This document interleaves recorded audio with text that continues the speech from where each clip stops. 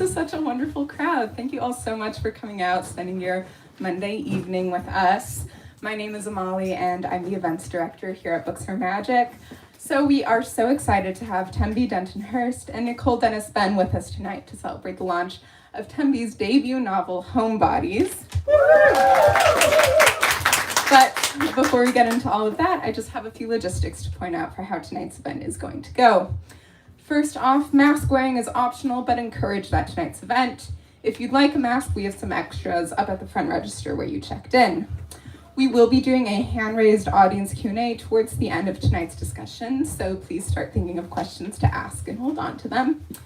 After the talk tonight, Tembe will be signing and personalizing books at the alcove next to where you checked in. We'll let you know where and when to start lining up for that. And lastly, if you're joining us virtually on the YouTube live stream, we would love to encourage you to buy a copy of Homebodies online using the link in the live stream description. All right, let's get into this. Homebodies is a gorgeously written novel which follows Mickey Hayward, a young Black writer who seeks refuge in her suburban hometown after being suddenly fired from her media job. This story is so raw and vulnerable. There were times when I wanted to grab the characters by the shoulders and shake some sense into them, but that's simply just a testament to Tembe's emotive, insightful writing, which we will get to hear very shortly. Tembe Denton-Hurst is a staff writer at New York Magazine's The Strategist and has written for Nylon Magazine, Them, and Elle. When she's not writing, Tembe can be found on her couch in Queens, New York, where she lives with her partner and their two cats, Stella and Dakota.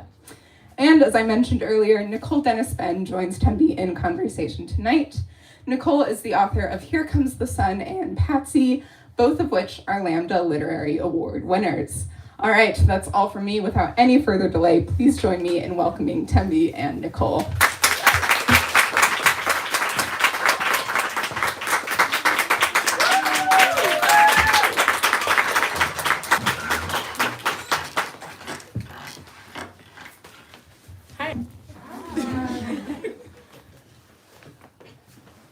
This is my first ever reading, Nicole. You've done this before, so you gotta tell me how it works. Oh my gosh. So good evening, everyone.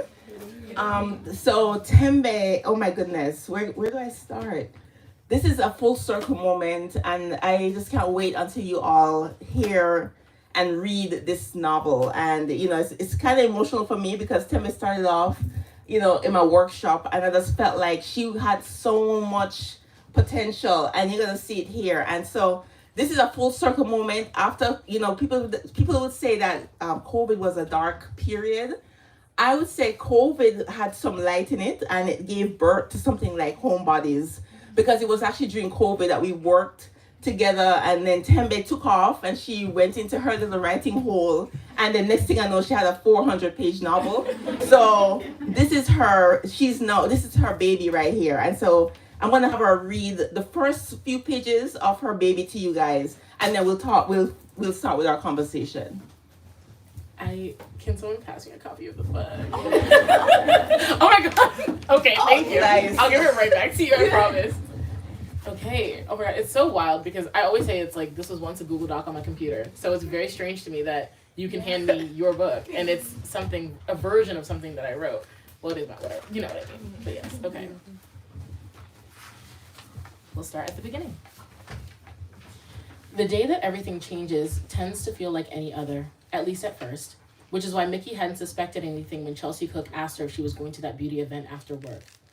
The event was being thrown by a fancy fragrance brand known for peddling genderless perfumes that, to Mickey, smelled mostly like musky men's deodorant with occasional hints of gardenia or jasmine or rose. She expected to slog through it like all the other events she attended, trading niceties with the other writers and editors until it was time for her to go home. She didn't expect to find out that her job, the one she'd been doing for just shy of a year, was in jeopardy. This, she would learn, over mixed drinks in a glass-walled penthouse overlooking the West Side Highway, from the very same Chelsea who had spoken to her all day, as if she wasn't harboring this kind of life-altering news. Mickey should have known something was up when, an hour into the event, Chelsea pulled her to the side and said, "So I want to tell you something, but you can literally never tell anyone that it came from me." But still, Mickey hadn't suspected anything. Chelsea and Mickey had never been friends, never leaned into the black girl camaraderie that she'd hoped for, Outside of the occasional knowing look during an all-hands meeting, which sometimes resulted in Mickey gawking at Chelsea and her impressively sleek silk press, they rarely spoke. Chelsea was closer with the girls on her team. Fashion types who, in a past life, were Midwest Christian types, born again in fuzzy pink cardigans and Dries boots. But that didn't stop people from thinking they were closer than they were, or, admittedly, rarely, mistaking one for another. Mickey had hoped the tides were turning. That perception had somehow morphed its way into the truth. She thought the next words out of Chelsea's mouth would be office tea, that someone was pregnant, or that their parent company, Bevy, was acquiring another digital property they had no business owning. Mickey nodded enthusiastically about keeping things secret and smiled conspiratorially, ignorant of her own demise. She'd even lean in closer, so Chelsea wouldn't have to speak so loudly. A friend, and I can't tell you who, Chelsea began, taking a sip of her freshly mixed drink and plucking a convenient-to-eat cone of ceviche from a cater waiter with shimmering bronze skin, told me that Nina reached out and mentioned that there would be an opening on your team in a few months. She brought the cone to her mouth and bit down. For your role. Mickey's chest seized violently at the news, but she held her face still, allowed a small "oh" to escape her lips. Chelsea continued to chew, staring at Mickey with an unreadable expression. It dawned on her that this wasn't an act of friendship, but one of duty. She was looking out, and Mickey was grateful. It's what she would do if the roles were reversed. Now that Chelsea had gotten the big part out, the rest came easier. My friend ignored her at first, but then Nina reached out again and asked for a meeting. Mickey's mouth hung slightly open, and she felt the tears pressing at the back of her throat. They were tears of embarrassment, of incredulity, but she knew how they would read, as tears of despair. But she couldn't cry here, in an apartment she could never afford with people she saw no less than 3 times a week. It would be the talk of post-event wrap-ups between PR girls dressed in tasteful black, that Mickey had cried into a lobster ceviche, and they had all had to turn the other cheek. The other writers and editors would talk too, waiting until the next beauty event to place a gentle hand on her forearm and ask if everything was okay. Mickey refused to give them the satisfaction. This isn't what she would be remembered for. Wow, was all she said. Twice, and then twice more, her voice thicker each time. She was surprised, given that just a few hours earlier, Nina had asked her to present a vision for the site's beauty and culture vertical. It was due in a few days, and Mickey had believed there was a small chance she was getting a promotion, that maybe everything she'd been through thus far was a sort of test to see if Mickey could handle more. I know, it's crazy, and my friend doesn't want it because she's happy where she is, but I just wanted to let you know, so you know. Chelsea sprinkled the debris from her hand into a napkin and stuffed it in her drained drink, the garnish stuck to the bottom with the leftover ice. Yeah, I know. I know this sucks. It does, but are we surprised? Nina's fucking incompetent and she never liked me anyway.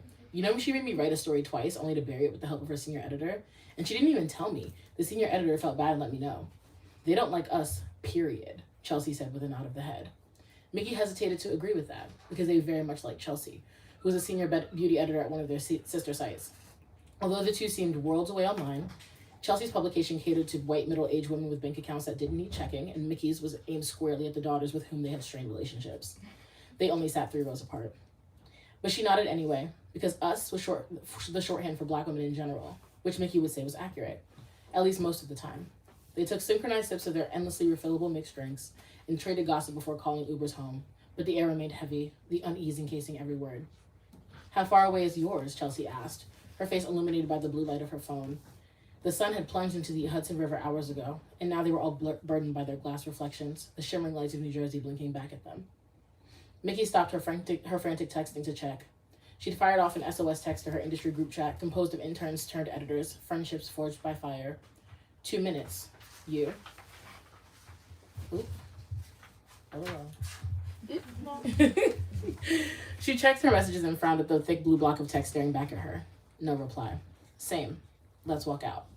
Mickey gathered her things, a branded tote bag that she carried all her work stuff in, and even more totes filled with all the random products she'd received over the past few days. Single-word brands that stood out with curved, pointed fonts and bright, punchy hues. Mickey's arm was a kaleidoscope of color. She headed for the door, and the bag sagged as she walked, weighing down her shoulder and cutting into her skin. A physical reminder that this is what she had asked for. The excess, the access, the burden. Very good. Thank you. Gorgeous. And that was gorgeous. And so that was the kind of writing that grabbed me initially. When I met Tembe, I was just blown away by the candor and also by even the prose itself, like everything, the descriptions. And so Tembe, you took us into this world. Like, this is your world. you created it. It's fictional, but we'll also talk about certain things like research and experiences right after. But I just wanted to start our conversation with some quotes, because one thing that plagued Mickey in the long run, and I don't, like I said to Tembe in the back, I don't want to give away this book, but of course there are things that Tembe's character Mickey was dealing with, right? Microaggressions on her job. She was let go unfairly, and of course spoke out about it in this definitely interesting letter that never really got any traction until later on, but we'll talk about that later. But here's the quotes. Our silence will not protect us, Audre Lorde. That quote came to mind when Mickey was there grappling with this, should I not? Knowing that yes, these things happened to her, but then of course the experiences of other Black women who had spoken out, it was comical, but it was sad at the same time. The one being dragged out, screaming, and the forever was in everybody's mind singed as the angry Black woman. And then if you're silent about your pain, they will kill you and say you enjoyed it. Zora Neale Hurston. Second quote that came to me. And then third, by our mutual favorite, Toni Morrison, there's no time for despair, no place for self-pity, no need for silence, no room for fear. We speak, we write, we do language. This is how civilizations heal. And those quotes will make more sense to you as you read the book. But also I hope in our conversation, you'll kind of get the gist of why these are really important. So I read the riveting essay that you wrote in the cut. And you said that instead of going to therapy, you started writing Homebodies, right? Why was it so important to you to write this? And how did you heal from that, from writing this piece, this whole book, actually? Yeah, I think that to start, James Baldwin's first book was Go Tell It on the Mountain. Mm-hmm. And it's kind of like this almost auto-fictional thing about this young boy in church and him kind of working through his own identity and his own thoughts about himself through this work. And I just felt like, when I say this is the book I had to write before I wrote anything else, I'm kind of in reference to writing from my experience or writing from the things that I experience, I know very, very well, and exploring someone who's similar to me but not me, right? And allowing her to make, allowing Mickey to make choices that I could never make.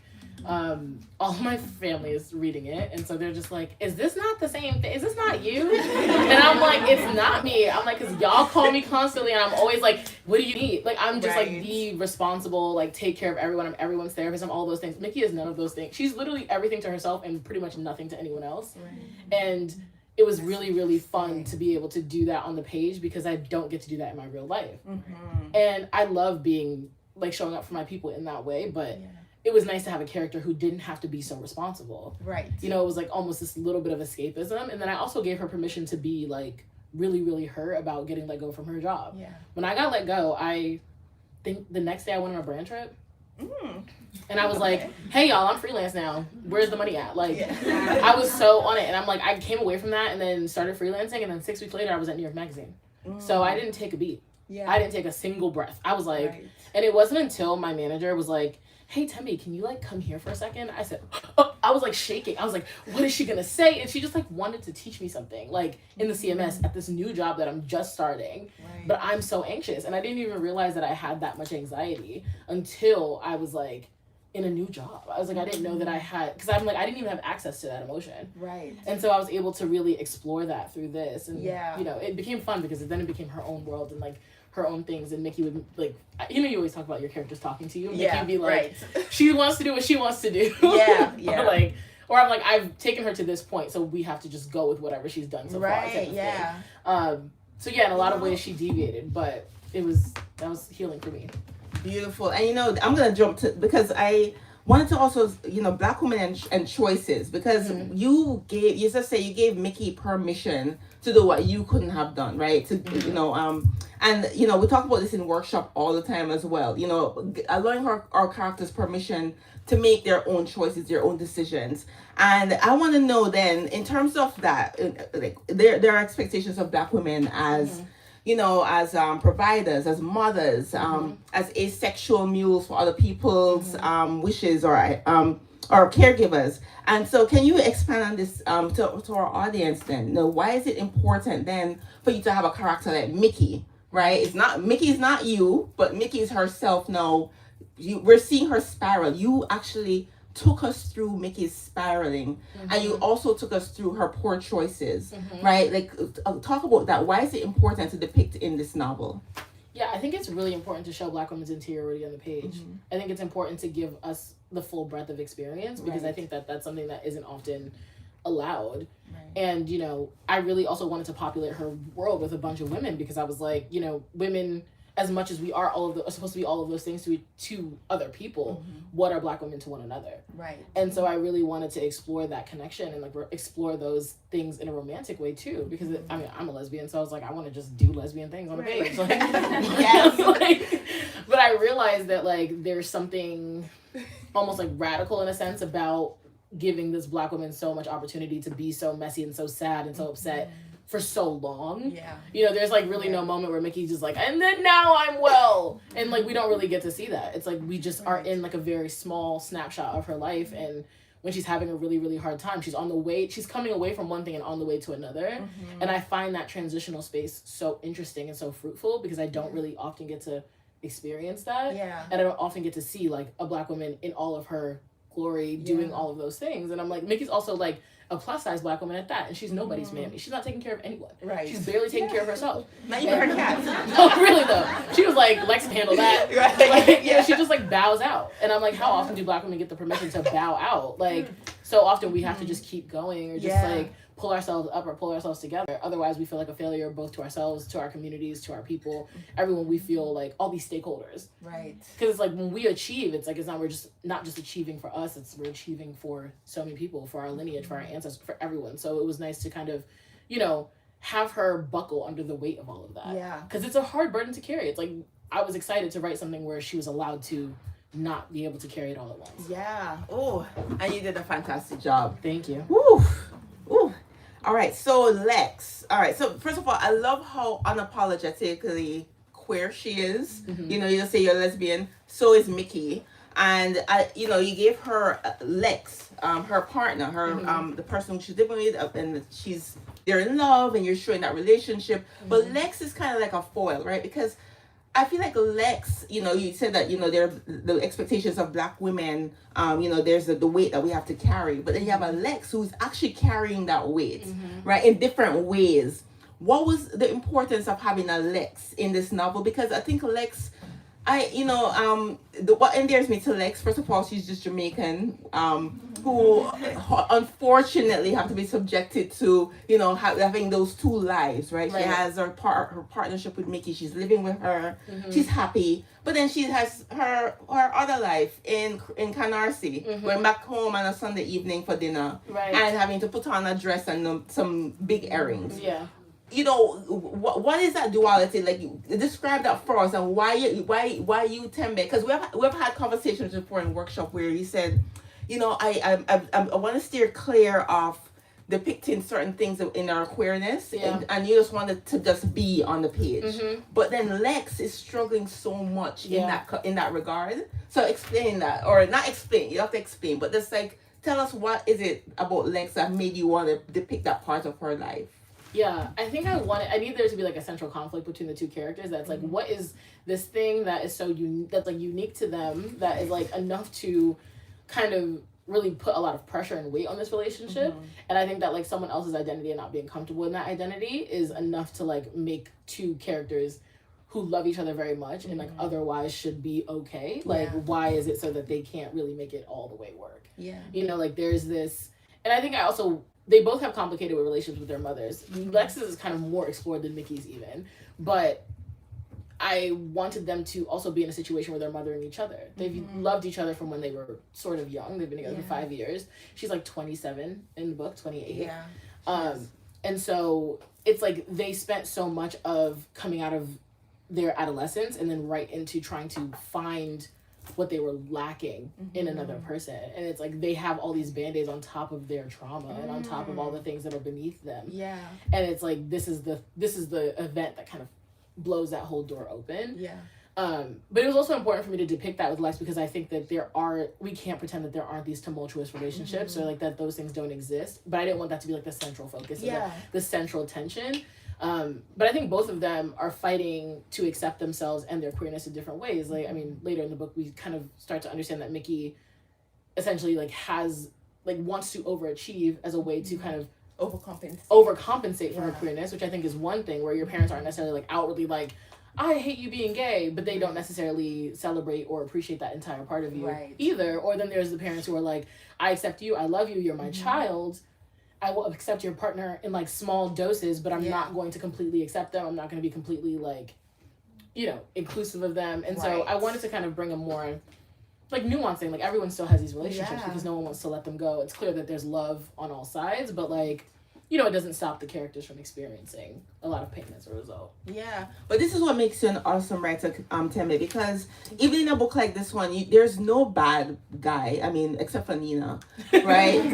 No bad guy at all. And so even when you have, for example, Mickey's mother, who had abandoned her, she went up into some mountains, become a Rasta, walk barefooted, Yeah, exactly. And but even then, there was this beautiful moment where she actually had the realization. It was a memory of her mother describing her choices, and it was like a full circle moment. The choices was ugly. It was ugly. I mean, Mickey got left behind, but there was that moment of certain choices are hard, but it has to be made to salvage your freedom, and what you want to achieve in life. And that's exactly what Mickey did, kind of, in the end. Well, not to give the end away, but not in the end, but in terms of her finding herself. She could have stayed and forged out a relationship in Brooklyn and all these things, but she wanted something more, right? And she wanted to really find what that more is while she was in that dark period.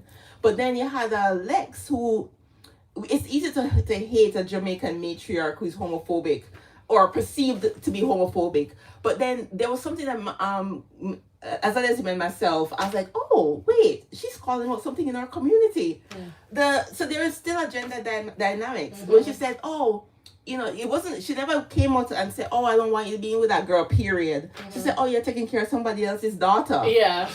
And this is what she's saying to her boy daughter, in terms of like the whole "you are a girl" thing.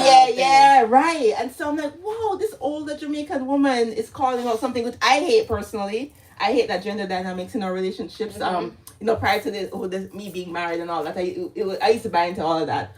But like seeing it and how you describe it in such a way where you had this Jamaican elder call it out, but in such a interesting, feisty way. Like she never even blinked her eye. Like Mickey looked at her and she's like, it's never even like, she overheard the conversation and she never turned away. So I'm like, and so when I said great writer, and I hate using this word humanize because we're human, but you humanize all your characters, even if they're saying the wrong thing or doing the wrong thing. It's like, oh, you kind of understand it in that way. And, Amali had said to us in the back, she wanted to shake some of the characters. I wanted to shake her as well. I wanted to cut my eyes at Ella so badly, and also wanted to shake Mickey so many times during the whole book. But then I'm like, all right, but there's something about Mickey. Like every time you gave us those things, you kind of said to us, no, but this is where she's operating from, and you did that so well. Thank you. So now it's because I don't want to talk too much. So my other question to you, all right, place. Yeah. No, New York City is such a character in this book. I can picture the walks on Tompkins Avenue on Sundays or period, and Prospect Park and Fort Greene Park. But the DMV is also a character in this novel. Talk about the importance of place in this book. Yeah, I mean, I think that like our mutual favorite Toni Morrison. Right. I mean, yes. Place is such a masterclass in place. I think Here Comes the Sun. Masterclass in place. And so I think some of my favorite work has place as a really significant factor. I think it changes you. Right. Where you grow up, your environment is so important to like who you are as a person. And I often don't get a lot of books set in the DMV, let alone PG County. Like I love that area. Like I think I'll always be right. I mean, my next book is in PG. Don't act surprised. Like it will, like, which is alright. Yeah, like I just love that. I mean, there's so many books to New York. There's not so many books like set in DC, and I think it was really important to, just put that on the page. That's like where I went to high school in a lot of ways, where I grew up, and so and came into myself. And so I was like, it's such a special place and such a nuanced place. And I'm like, I really believe that DC is on the precipice of like a very specific cultural renaissance. And that like, and I'm excited to be a part of that or like contribute to that dialogue by like setting the book there. Yeah. So Yeah, and you did a wonderful job. Thank you. Yeah. And music also plays a role in this book as well, you know, from Jill Scott to Cleo Sol. Like, I'm like, come on, you know, even when that first scene after the first scene that you read, you know, she's crying to Jill Scott singing "Great," and, you know, you take us through it. It's like a soundtrack to Mickey's life, you know, and that's a creating. So I'm actually now curious about your creative process because,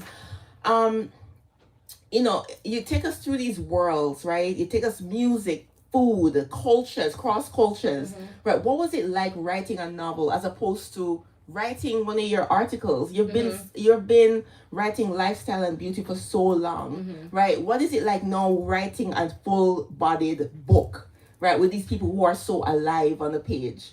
It's very different.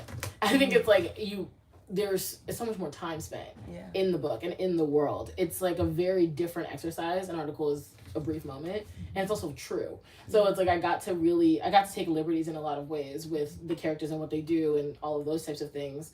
And when I'm in crafting those characters, I think I also spend a lot of time talking to people and interacting with people generally. And so when I thought about someone like Mickey, I'm like, okay, so naturally her mom went to Philly in the 90s for a little while. She would know neo soul.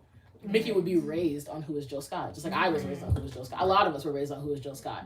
If you were born like in 95 and your mom was like under 30, that song went platinum in your house. Like that album went platinum in your house. So it's one of those things where I had to think contextually about what kind of music, what kind of life they were like everyone was existing in. And I think being a journalist helps with that because you learn to watch people very closely. But I gave everybody all these identities, like all these very fleshed out tastes because I wanted the book to feel full.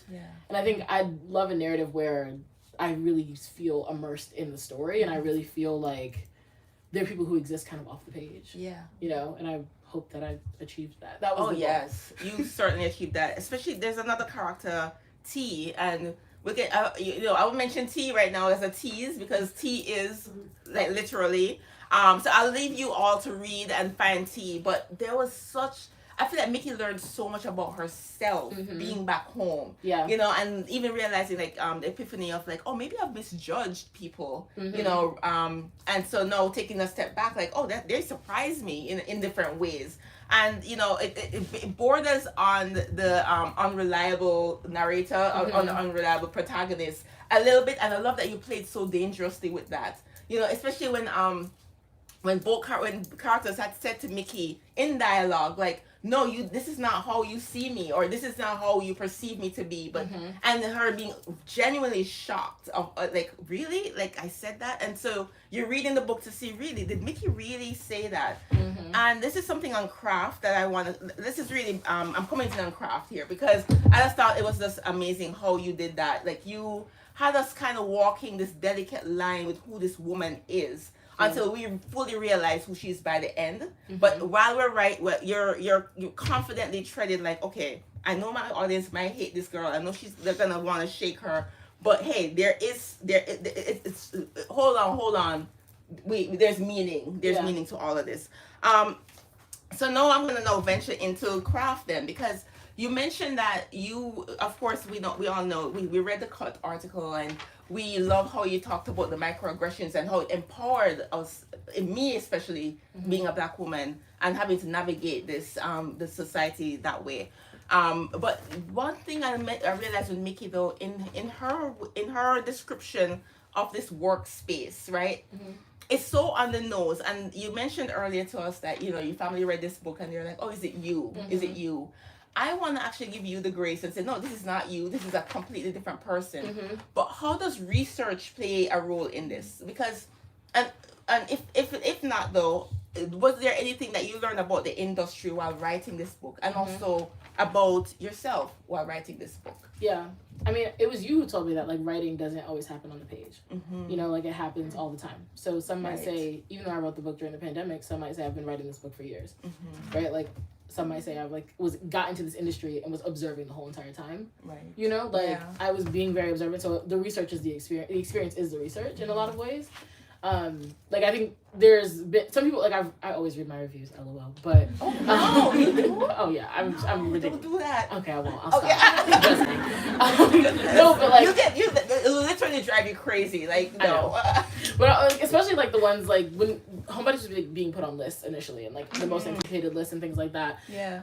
Some of the like a lot of the feedback was like there's a lot of sharp commentary about like white feminist blog culture, like or like white feminist journal magazines, and I was like, sure, I guess, right, Yeah.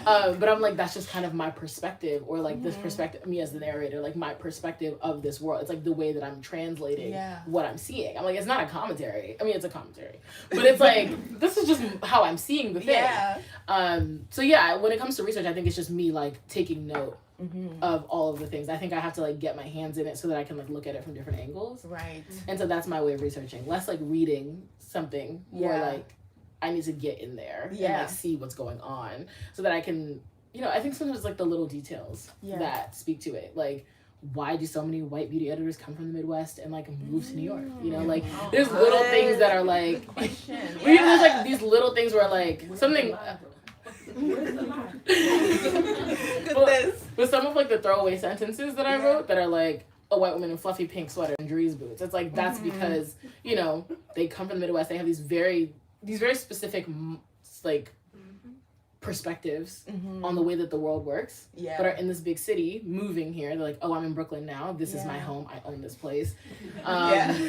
You know, and then like Mickey's. Those are the kinds of people that Mickey's coming up against. I just like get to know everybody very well so that I can speak on them and like it doesn't have to be like it's almost like a shorthand in a way where like I don't have to over explain this kind of person for you to understand who they are.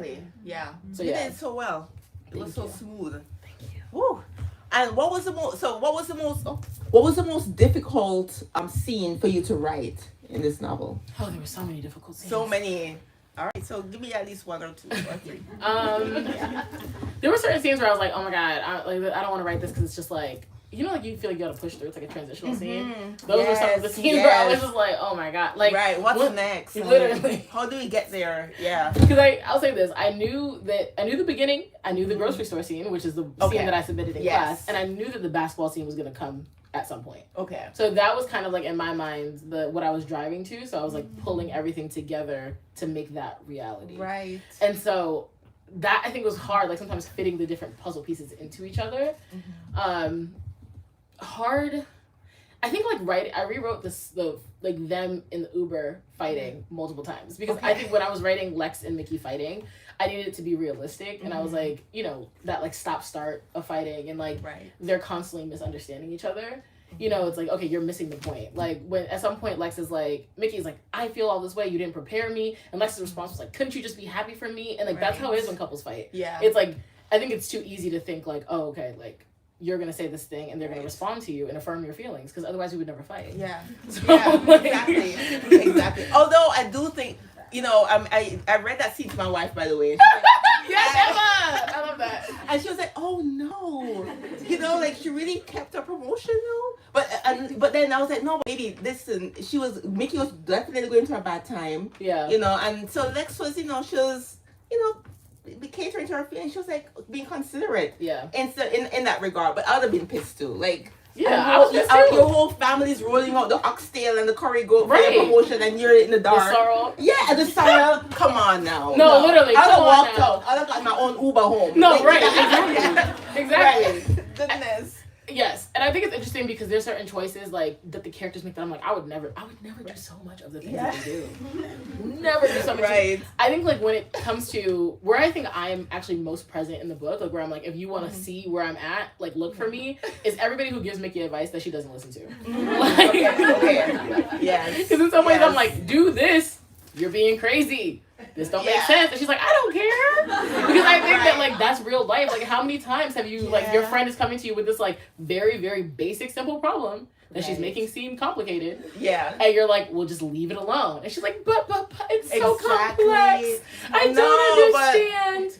But Tembe, you also turn that into a seed. When Lex offhanded it was like, just don't do it. Like, come on. No, like, why do you fight? Like, why everything's so physical with you in terms of your imagination or something like that? I would have had you read that scene. But then she gave Mickey this offhanded, weird idea.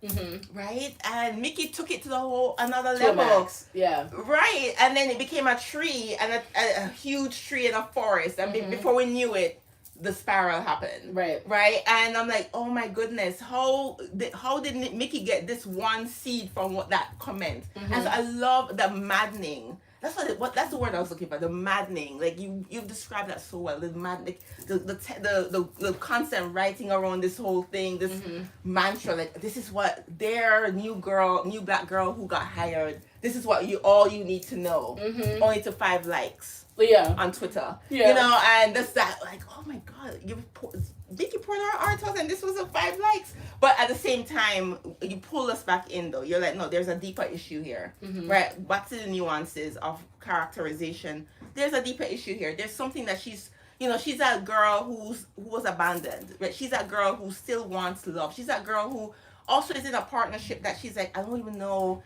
if this is working. It's just mundane, right? And even sex, you write sex so well, by the way. Thank you. You know, the desires and the urges, and then of course seeing how that plays out in the book itself is very tantalizing. Like, you're like, oh my goodness, this girl is fully developed. It's like Mickey it's like she came to you fully formed. Yeah, and she wasn't though, right? Which I think really is interesting too. Like, I felt like there was a lot of times, even to the point when I was on submission, where I was like, do I really know Mickey? You know, like, I think it was like really in the edit where I was like, oh, I know exactly who she is. Like, she revealed herself more and more to me, like, as time went on. The last scene that I wrote in the book was the one with her mom and the picture and the memories, that scene. Like, that's the very last scene I wrote. Like, I was like, oh, wait, like, here it's all clicking together. Right. Where it's like, it wasn't all revealed to me at once. Okay.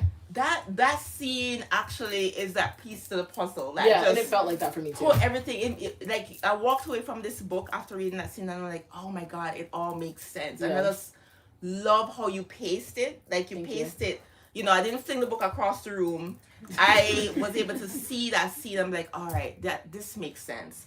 And so you bring us into Mickey in that regard, in that way, having us feel hopeful for her. How much time we have? One more question and then we open it up. All right. So my question then, of course, what would you hope for people to feel? What would you hope people to get from this book? When they walk out tonight, or the ones online buying this book, and I know it's going to be a bestseller, what do you hope for them to get from this book? I think that it's okay. Like, give yourself permission to, like, be all of the things that you truly are. Mm-hmm.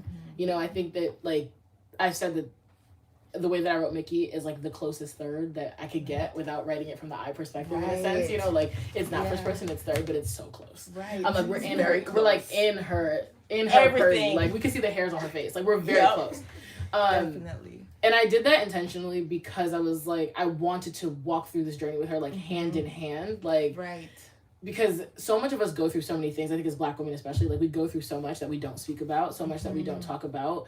Even in my article for The Cut, I think one of the things that was really important for me to talk about was my complicity in my ambition and the ways that I was, like, making myself, you know, I was holding myself to a standard that I had really invented for myself because I had a goal in mind and I figured that was the way to get to the goal. Mickey kind of has some similar ideas, and I think a lot of Black women have similar ideas. Like, we are in some ways, because of, I think, the project of white supremacy and its effectiveness, you know, we've become complicit. In a lot of ways. Like, it's not even like, when we say the master's tools will not dismantle the master's house, it's kind of like, but what if those are the only tools you have? Yeah.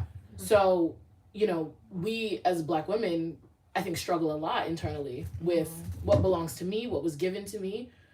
You know, how do I, like, the things that you're doing to kind of feed yourself and, like, bury those wounds. Like, Mickey has this ambition because she wants to overcompensate. She's, you know, trying to fight this abandonment. She wants to be seen because she feels a lot, like, there's all of these things that are going on with her. And I think a lot of that is present in a lot of people all the time. And I feel like I want people to be able to accept themselves and see a journey. Like, maybe they don't agree with it, but, like, healing is not linear. Right. It's messy. And sometimes you hurt people in the process, or you do things that you feel like, oh, that wasn't me. That's not myself. But a lot of it is people trying to fill a need. And that's like what Mickey's trying to do in a lot of ways, is like fill a need. And she's trying to mother herself. She's trying to figure it all out. And I want people to come away from it like, damn. Yeah. Maybe I don't have it all figured out, and that's okay. You know, like I want people to come away from it like, it's fine. And I also want people to like not feel like they need to be exceptional, because Mickey's not exceptional. Whether Mickey is good at her job or not, I think is really up for debate. We don't really know. Right. Like, that was intentional on my part. I'm like, I didn't want to make, like, she's, you know, she had the one viral article that went well, and that was good. But that doesn't mean that she's like a great writer, or that she's like really, really good at her job. Right. But she still wants all of the things. But that doesn't matter. I think that so often we have to have like exceptional Black women on the page.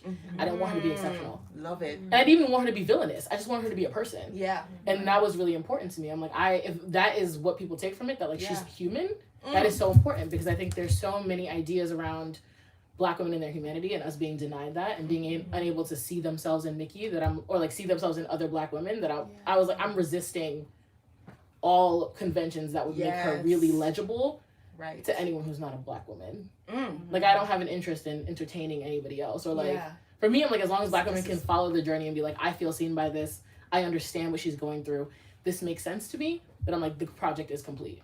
That's all I care about. Yeah. So yeah. Woo. Powerful.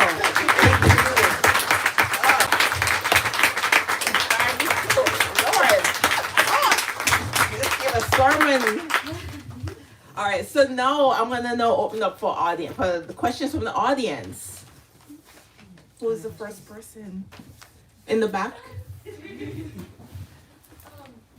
love you. This is the coolest thing ever. Thank you. Hi. I've inspired you for 10 years and you keep doing so every day. Thank you so much. I'm wondering what part of the book, whether it's a scene or someone reading it, that you were holding your breath when it went out into the world, where you're like, I don't know if this is going to sink or swim. And then on the flip side, which part was the biggest exhale, where you're like, I just needed that to go out into the world? I would say like holding my breath real hard at the sex scenes. I was like, Really? because I know I can write good sex on this page. I mean, if you knew me in my fan fiction days,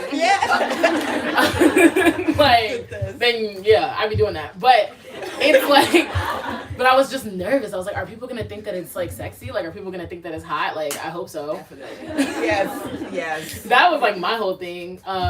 Holding my breath.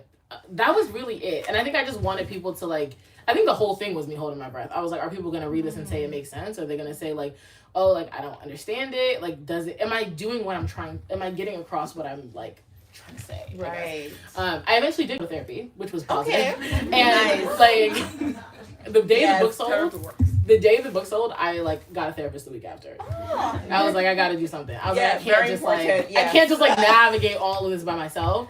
And I remember one time I'm like sobbing in therapy, and I'm like, what if it just doesn't make any sense? I was like, why would I try to do this? I'm like, I wrote a metaphor about a pigeon. It's so stupid. Like, I was just so like caught up in my own head and my own emotions around like, is this gonna work?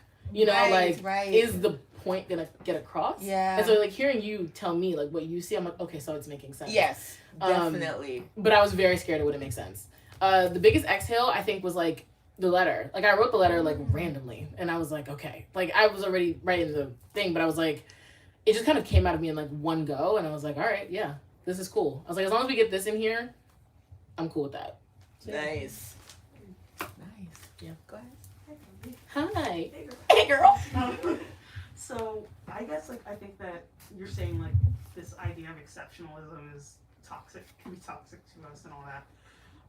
But that said, you did something exceptional, so I'm not gonna like downplay that. So I'm wondering how you, like, when we were at Strat and you're like, I'm gonna write a novel, and I was like, yeah, girl, yeah, and like I believe it, but it's like, but you're like, you don't know, like when you're seeing it, you're like, oh my god, this is really happening. So I'm like wondering how you kept yourself motivated through this period of like so much intensity, like, you know, like one of the most intense periods in I think any of our lives, and still found time to work on something that was very much not just for you, but in a way like something that you were guarding and holding on to, like, and having a North Star for.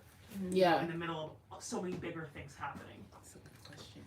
I think for me, one of the things, like another part of the book that was healing for me, I recognized that your company is never going to love you back. Oh, never.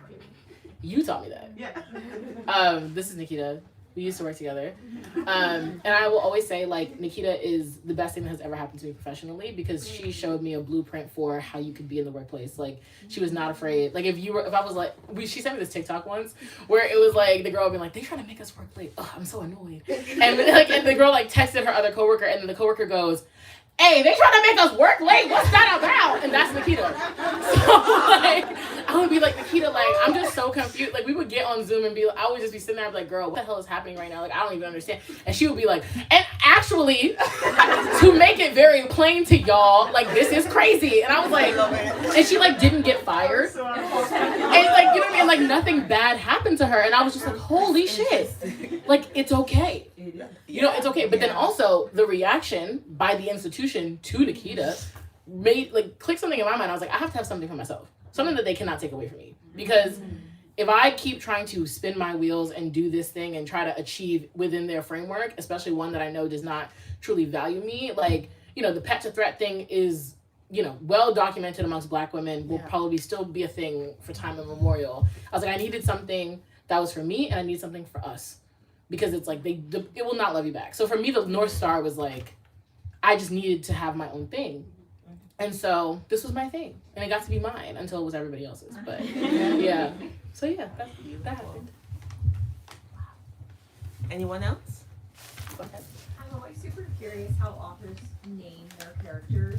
Okay. Any methodology behind how you came up with names for everyone?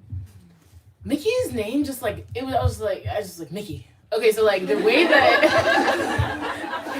the way that Homebodies even came to be was because I was in Nicole's class, and I'm such a procrastinator, and she was like, at the beginning of it, she was like, you know, everybody can put in this, like, you can submit X amount of pages. It's a workshop. Everyone's gonna read your work.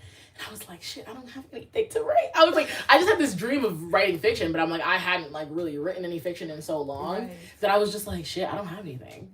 And so that's kind of like the first scene just like came out. Yeah, the first one. Oh my goodness! It never sounded like, as I was reading that scene, it was really it was like it was edited multiple times. Like, I wrote that in like an hour. Okay, all right. Like 2 hours. You're a whole I wrote other creature. I don't know who this person is. This is you're amazing. This is wow. I think it has to do with the fact though that like being a journalist, like, you know, I'm editing as I like I think one of the unique skills that people who came up in like women's magazines during the time that I started, they like just zapped all the funding, and we didn't have that. We were just editing ourselves low key. Okay. Like, so, you know, it's like you had to sound like you made sense. So I think I just learned to like edit myself on the page.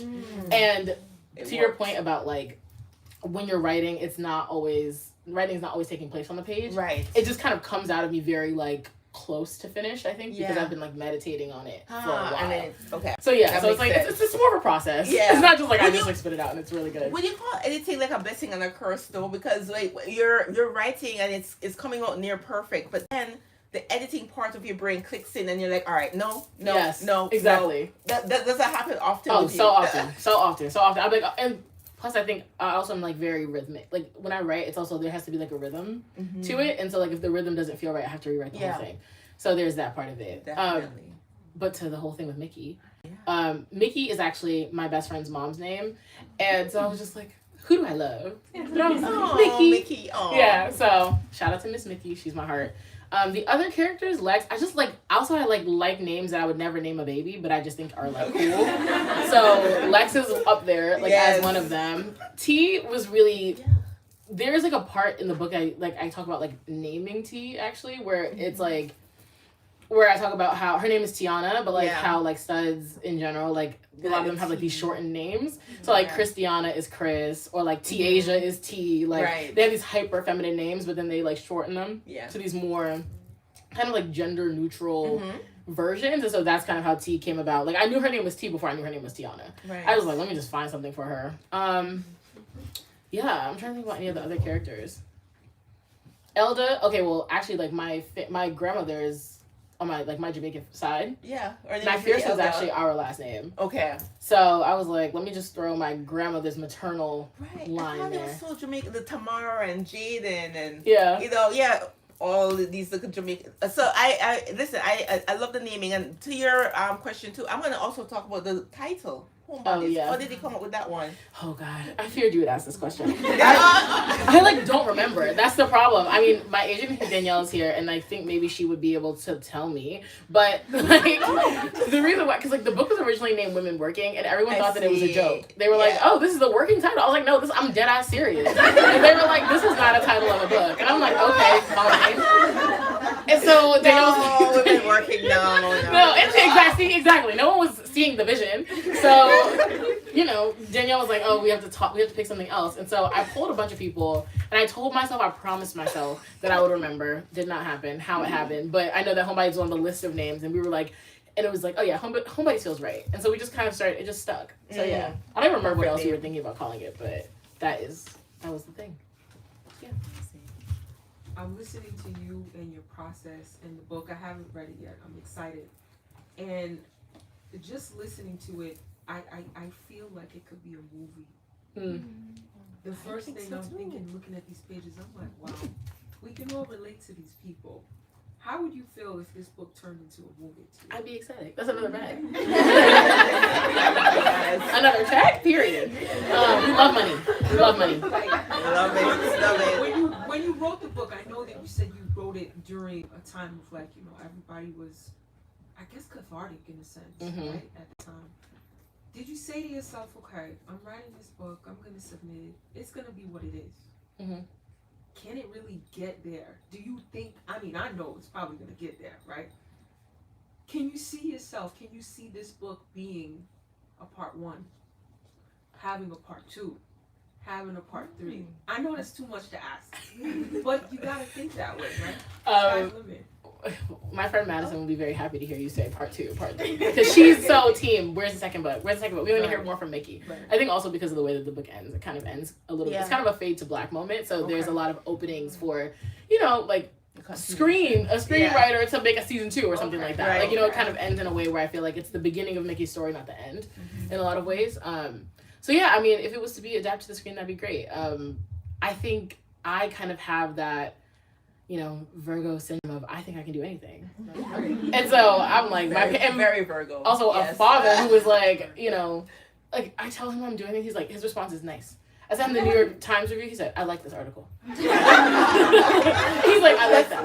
Or like I sent him, like, it was included in the Washington Post like newsletter recently, and he was like, nice. You know, like, and so like that was always his thing. And I mean, we had to have some conversations once it started coming out, because I was like, I'm just very hard on myself naturally, and he was just like, you've accomplished so much, like you should be proud of yourself, like you should just be, you know.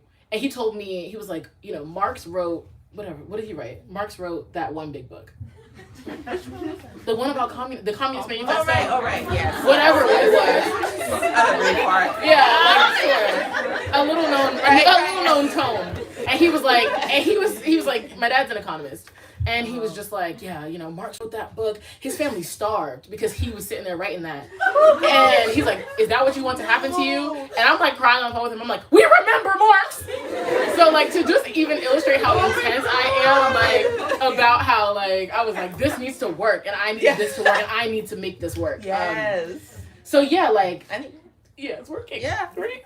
But I think for me, I'm like, anything less than number 1, I'm like, oh, you know, Ricky Bobby, if you're not first, you're last. Like, that's kind of the vibes with me. And so I think I had to, like, the answer to your question, I guess, in a long-winded, roundabout way is, did I think it? Yeah, because for me, I'm like, anything other than that is like, it hasn't reached its full potential. I'm working on that part, right? Because all of you guys are here, and this is amazing. And this is beyond my wildest dreams. Like, in reality, this is not something I could have conceived of. Like, even if I was like, oh yeah, of course it's gonna be a movie, and I'm like imagining myself on somebody's red carpet, I don't think I ever could envision all these different faces and people I don't know here to read my fucking book. That's crazy. That's insane. You know, so I think it's like, it's both hands. So yes, I've imagined it because I've imagined everything. But yeah, it's beautiful and surprising in ways that I didn't expect. Yeah. So, yeah. Okay, one more. Yeah. Great. Well, this has been really awesome. I think, especially since you said how vulnerable you were in this writing process and how much it feels like there's a part of you in these characters. Maybe some of it feels like a bit of a diary. When you're going through the editing process and selling the book and talking to people about the idea, like how hard is that when you feel like you put so much of yourself into the book to then get comments and you know, like was that a difficult process to have to feel like you needed to, did you ever feel like you had to change your story or your vision at a certain point, or was it all, you know, a bit easier that way? I think being a writer, like, and being a professional writer really helps with that. I'm used to getting edits. And so for me, I trust my editor and I'm like, you're going to make it the best that it's ever been. So I was less attached to, like, as much as I'm like, as long as we're getting to the main central point, and like when we were doing our edit calls, it was really important for me to listen to hear, like, how do you see what's your vision? You know, because at the end of the day, it's a very collaborative process. Ultimately, once the book is out on submission and like out of my hands, it becomes a lot of hands in the pot. And so it was really a question of like, whose vision do I trust the most? Who do I feel like gets it? And so for me, once I feel like you get it and we really see eye to eye on that, then anything that you tell me, I'm like, this is great. This is welcome. Because I wrote it, so I know that I understand it. But you need to tell me what maybe doesn't make sense, or like where we could tighten it up or do all the things. So for me, I don't ever feel, because I just went into it very confident with the person that I decided to go with, I was excited for the edit process. Don't tell my editor, who I know is watching this at home, like, come on camera, Emma, don't hear that. But I like really rewrote the book so quick, like in 6 weeks, low-key. I had a long time to do edits and I didn't. You know what, Tembe? I know, I was bad. I'm such a procrastinator, like I said. But yeah, like the book is what went out on submission and all the things, very, very different from what ended up, like what's in your hands. It's a very different story. So yeah, I think it's just all part of the process. I welcome it because to me it just means that you're deeply engaging with the text and that you really care about the characters and that you see not only the potential for what it is on the page, but like where it could go and all of the ways that it could evolve. And so it's exciting to me more than anything else. There's a there's one question here. Yeah. I had a Black Media Girl question. Yes. So right now I work for a release, I'm not gonna say, but I'm the only Black girl on staff, and lately been struggling a lot with like feeling like I'm not supposed to be there, like imposter syndrome. Have you ever felt that way, and has your character ever felt that way either? Yeah, How I do you think combat that. I mean, I think that I was having this conversation with a friend recently. I don't think Black girls really have as much access to imposter syndrome as the world likes to make it seem, because in actuality, we're existing in systems that deny us a lot of our authenticity. And so it's not just, I think the thing that I really explore with Mickey is like the casual, thin veneer of respectability and like, oh, like, it's like, oh, like, maybe you were being weird about this, or like, maybe, like, you took it wrong. Like, why are you feeling like that? Like, you don't feel included? Why? Like, you know, it's not set up. So it's like less even, are you capable of doing your job? Are you good at this? It's like, those aren't even the questions we're asking ourselves. It's like, do we deserve to be here? And 50 years ago, the answer is no. You know? So it's like not that long ago. And we're also being raised by people who we're told no. And they were raised by people who were told no. So it's like all of that is really generational for us. And so I think when we talk about imposter syndrome, it's like, we sort of have that. But in reality, I think the fish out of water feeling is like the water wasn't, you know, I said this in my article for The Cut.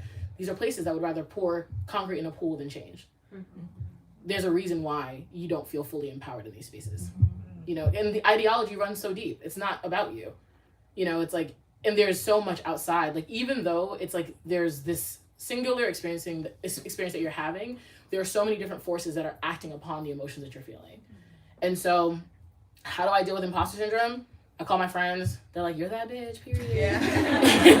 You know, like, period, I'm that bitch. But I also have to just be realistic about, and that's why I had to build something for myself too, because I'm like, I know that I'm putting these like crazy ass ideas into the, you know, I'm very much guns blazing, like very, very ambitious in the workplace. Like, you can ask the kid, I'm out here pitching full issues. I'm like, so what if we could do this? You know, I'm out here pitching packages. I'm out here pitching like the biggest possible thing, very ambitious, very just massive, very things. I'm like, okay, this, if we were to do this, this would completely change the culture. This would change the conversation. We'd be moving in this direction. And it just kind of falls on deaf ears. You know? And so, you know, feeling, and it's because we don't come from the same cultural context. We don't find the same things valuable. You know, like, we don't speak the same language. If I'm like, oh, all the Black girls are loving Meg Thee Stallion before Meg Thee Stallion even pops out, it's like, no one wanted to listen to me. And then it's like, oh, well, now Meg Thee Stallion, we need her for the cover because she needs this like white validation. And in the absence of that white validation, it's hard to just exist and just to be in white spaces because no one really understands you. It's not just you. It's like everything that they expect you to be, everything that they've projected a Black woman to be.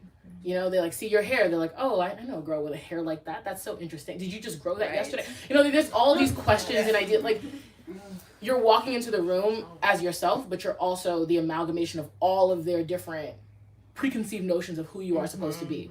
And so you're not only managing yourself, you're managing their expectations as well. It's very, very, very, very exhausting. Yeah. It's very exhausting. So, yeah, it's less imposter syndrome. And how are you existing in a world that doesn't really have a lot of room for everything that you are? Because ultimately, what you want to be is human, right? And a lot of times we don't have that option. Yeah. So, yeah, but I wanted Homebodies to be about humanity. No, man, it's a healing. It's a healing book, and you all will see that. It's going to be empowering for you all. And welcome to the literary canon, which is another place to navigate, and we're so happy that you're here. Thank you. Yes. Here, I'll grab that microphone from you. Yeah. Thank you. Thank you all so much for coming out tonight. Thank you to everyone who asked questions. Thank you to Nicole for moderating such a wonderful discussion. And of course, thank you to Tembe for launching this fantastic novel with us. Thank you. Just a few quick reminders. If you're still with us on the YouTube live stream, you can buy a copy of Homebodies by clicking the link in the description. For all of you that are out here with us tonight, if you haven't picked up a copy yet, I highly recommend you do. We've got some extras up at the desk where you checked in. We also have a few copies of Nicole's novel, Patsy, and I just have to say they look really, really gorgeous next to each other and are just begging to exist on a bookshelf together. So I highly recommend checking it out. It's also a fantastic book. As I mentioned earlier, Tembe will be signing and personalizing books. My coworker, Jenny, is going to point right now to where that's going to be happening. It's a little bit hidden, but it'll all make sense in a little bit. We ask that you just line up down the center aisle and curve around to the wall. Please make sure that you grab all of your personal belongings with you so that we can start to break down the chairs and rearrange the space. That's all. Let's give these two one last round of applause.